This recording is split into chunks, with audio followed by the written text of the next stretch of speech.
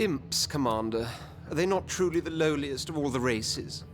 Were it not for the hint of demon cunning in their blood, we most probably wouldn't speak to them as much as serve them for supper with a series of seasonal stuffings. As it is, however, the lizard lords have deemed it fit to strengthen the military cooperation between ourselves and those demoniacal dewdrops. I'd exhale an existential sigh upon the hearing of such folly, yet give it no further thought but for one devilish detail in the treaty. It is I, as our foremost general, who must, quite literally, stoop to inspect their armies. An impish high priest will be present, figures fit for farce that are greeted and received with ridiculous amounts of highly ritualized protocol. As Henry might say, Commander, I'd rather lick marmalade from an orc's behind than bow to an imp. My very reason for currying your draconic benevolence at this hour. Certainly I have your blessing to abstain from these grotesque formalities and tend to business rather than etiquette.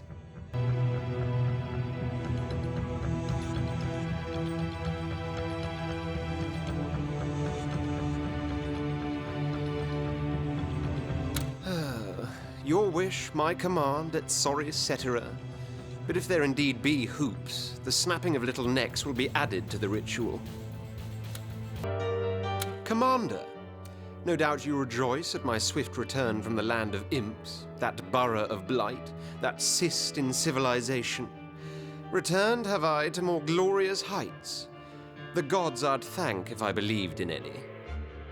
Do forgive me if I appear exceptionally smug today, but I was very flattered, you see, to witness how my reputation precedes me even into the very crevices of the world. The imps had heard of my approach and my modicum of resentment for their rituals. I was therefore pleasantly surprised to be greeted with a cordial handshake no more. Yes, he was rather an agreeable chap, as a matter of fact. The high priest, I mean. After the military inspection, we played chess and talked philosophy the night through. It goes without saying I won every game and lacerated his logic like an eagle its prey. But he was not as devoid of all intellect as I had expected his entire species to be. A comforting thought, somehow, knowing you trust them to strap explosive engines to your back. Commander, a most grave and ignominious matter has come to my attention. Some dwarven quack, styling himself a scientist, claims he has found conclusive proof that we lizards, and some form of degenerate aquatic orc, are descendant of one and the same ancestor. He means to publish this rot in the Rivellon Scientific Gazette, thereby causing irreparable damage to our species' reputation. With the utmost insistence, I therefore urge you to halt this publication. And if the matter of censorship bothers you, think nothing of it. By blocking the printing of this inane nonsense, you're safeguarding not only the good standing of all lizards, but of the illustrious Gazette as well. A dwarven scholar, really? The very notion is ludicrous.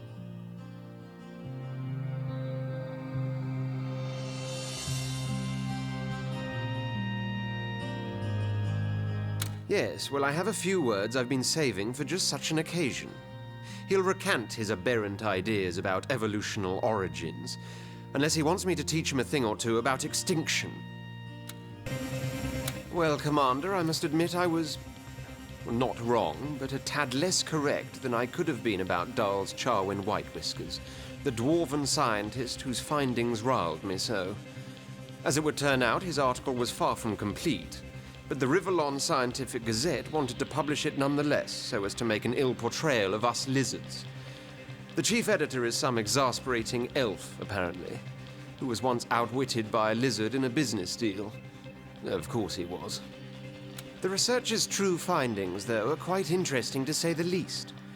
The ancestor theory seems likely, but somewhere down the road a complete split was made, wherein all that was strong and shrewd flowed to our line, and all that was backward and bland was left to the orcs.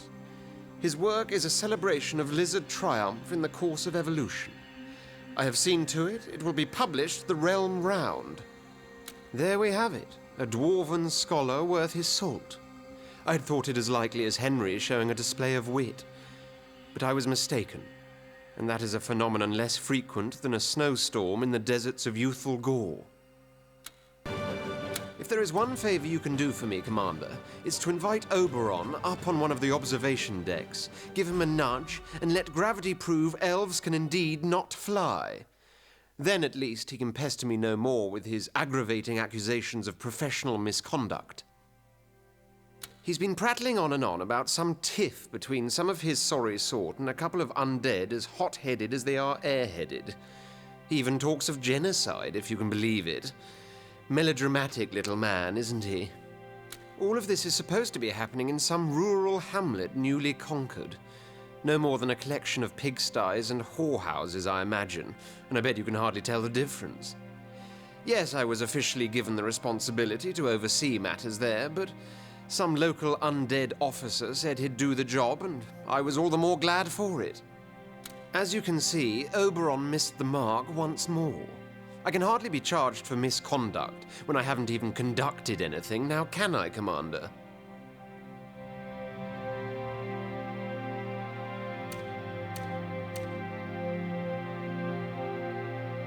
Hop to it! You have before you the greatest general in Rivellon, and you're ordering him to waste his time on a bunch of peasants that are having trouble playing nice. Very well, Commander. Perhaps later I can attend to more of this urgent business. I'm sure there's loads of kittens stuck in trees and toddlers in want of their teddies. Harrow Ridge. A harrowing place if ever there was one, Commander.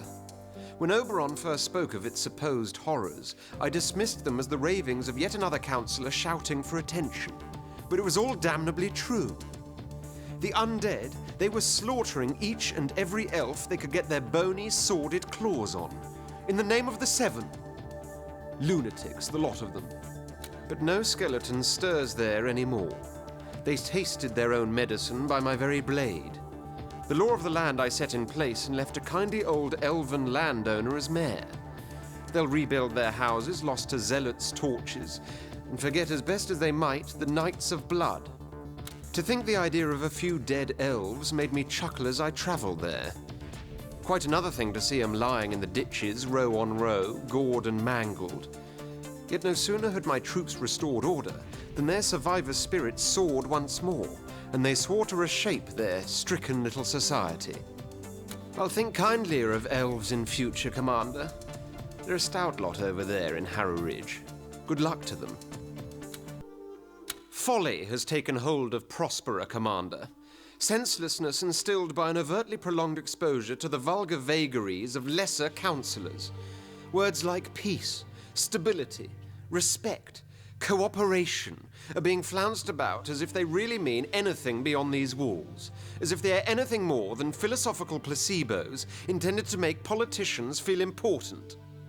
The daft woman wants to draft a unifying constitution that actually says, we hold this truth to be self-evident, that all the races are created equal. Equal! She must be more demented than a vegetarian cannibal.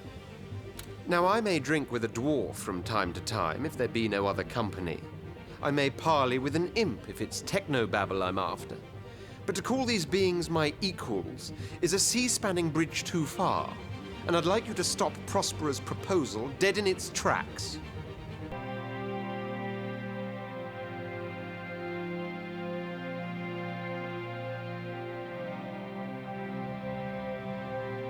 Thank you, Commander. You ease me of a heavy burden.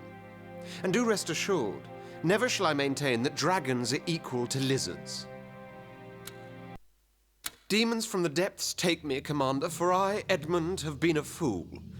A triad of letters I have received by the hands, paws, and claws of Oberon, Trinculo, and Yorick, in which they thank me for the role I have played in scrapping Prospera's constitutional draft, for piercing the veil of her evil scheme. That's just it, Commander. I did not pierce a thing, for I was more blind than a cataract-stricken cyclops. Such was my reluctance to be deemed equal with imps and elves, that I failed to perceive the subtlety of her plans. Do not ask me what they were. She'll explain with irate gusto, I'm sure. What troubles me is how the depths of dislike for all that walks and talks but is not lizard has clouded my greatest pride, the intellect that elevates me above most of the living. The experience is humbling. but of a passing nature, I conjecture. Won't it be, Commander? May my mind forgive my heart, Commander, for it has poisoned it with honeyed venom, with that sweetest of all toxins, love. A part of me is nauseated for even uttering so saccharine a sentence, but I cannot help myself, as I have been enchanted by the super-earthly elegance of an elven belle. Her name, Elizabetha. Oh, dulcet set of syllables, the most beautiful damsel of woman born. Blessed be I, for she loves me too. There is but one obstacle in our course toward ultimate happiness, the most classic of lovers' impediments. Her father, Lord Larrodshire. May the plague beset his person. The lout detests me almost as much as I detest him. Already he has gone too far by calling me a swamper, the ultimate insult to us lizards. But this elf lord will be a hindrance no longer, for I intend to challenge him to a duel and be done with him.